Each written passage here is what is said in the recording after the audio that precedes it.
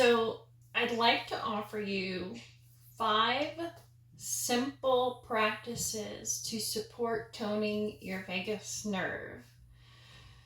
Now, maybe you've heard about the vagus nerve, maybe you haven't.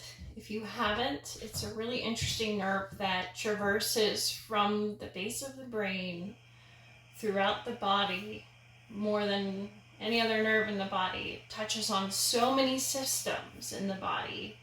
Digestive systems, emotional and social systems, reproductive systems, the fight or flight system.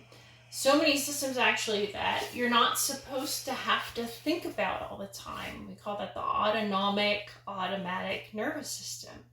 And I always like to say if that automatic system is consciously getting your attention, then there's something imbalanced in that system that needs support.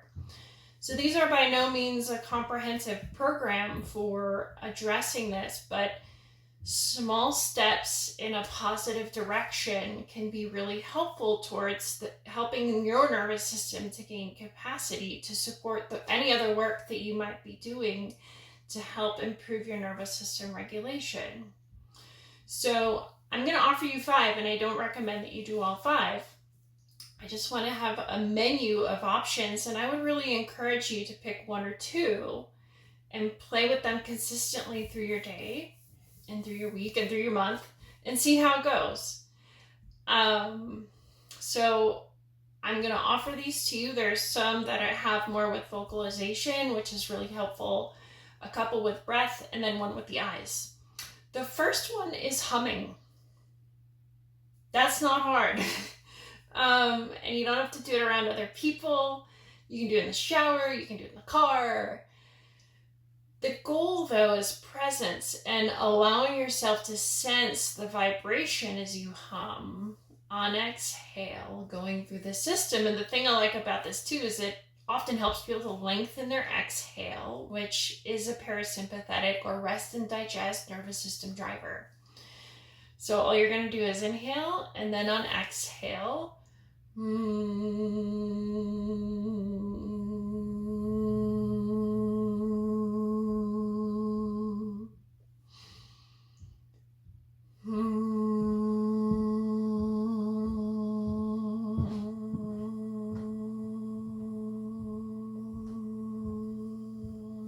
you're going to feel this vibration through the body. And it's actually good for your nervous system to tune into feeling that vibration to help send a message of safety back to the brain. The second vocal kind of vagal toner I'll suggest is called the VU breath, and this comes to us from Peter Levine, and the somatic practice is kind of all over now, but it has an even more potent kind of vibratory effect that one can feel from the mouth, potentially all the way down to the pelvic floor, which is pretty cool. And again, that vibratory message over time can send a message of safety back to the brain. Now, you may not feel, if you're not, practiced in this, which if it's new for you, then don't worry about being practiced. You may only sense it like in your mouth or in your throat, or it might only go to the middle of your chest, and that's okay. The more you play with it, the more you may notice. And the way I would recommend doing this one is not repeated VUing, but do 1 VU breath on exhale, and then pause for a moment and see what you notice in your system. And then you can do another one, pause for a moment, see what you notice sensory-wise. Naming sensation in the body is another way to help the brain improve its accuracy around what's being sensed in the system, and therefore the sense of safety. So I'm going to do this for 3 breaths, and you can do it with me. So here we go. And all it is VU on exhale. So I'm going to inhale, VU.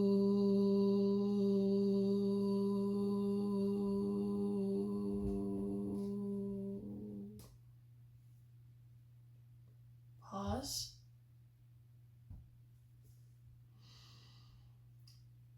VU.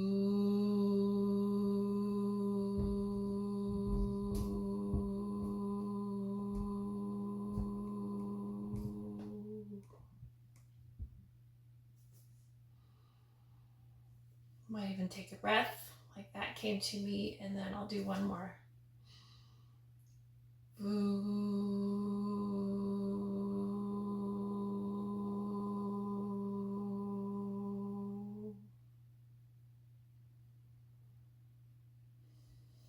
And again, take stock. Let your brain notice what's happening in your body. The third practice is called a 5-5 breath, and it's actually 5.5, 5.5. This is a breath that's been studied a little bit using heart rate variability. If you've ever heard of that, or you have a wearable device or something, it's something that gets tracked often. So all it is having a breath that has a 5 count to inhale, followed by a 5 count to exhale. I actually find this simpler than any of the other ones, 4, 7, 8, or box breathing, whatever. They're all good. They're all good. But this one is my go-to if I wake up in the middle of the night and can't fall asleep again, or need something really accessible in the moment, when I don't have a chance to step away from what I'm doing, but I need to get myself a little bit more grounded, or work with whatever I'm feeling inside. It's just really accessible and doesn't take a lot of mental real estate to pull in. So again, it's just inhale for a count of 5, exhale for a count of 5.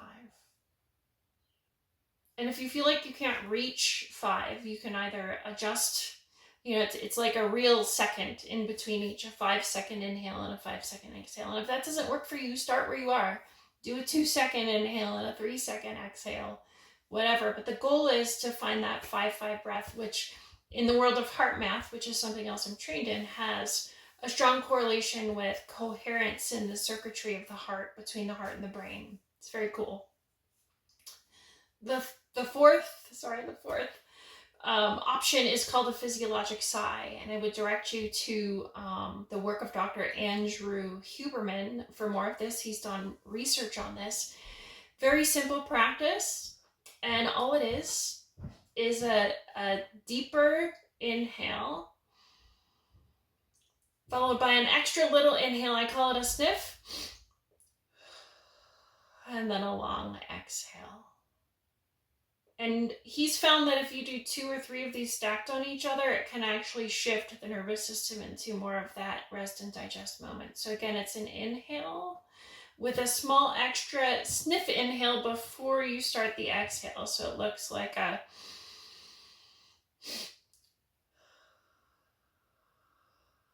I'm exaggerating a little so you can see it, but it can be a quiet thing done as well. It's a beautiful practice. I use it a lot.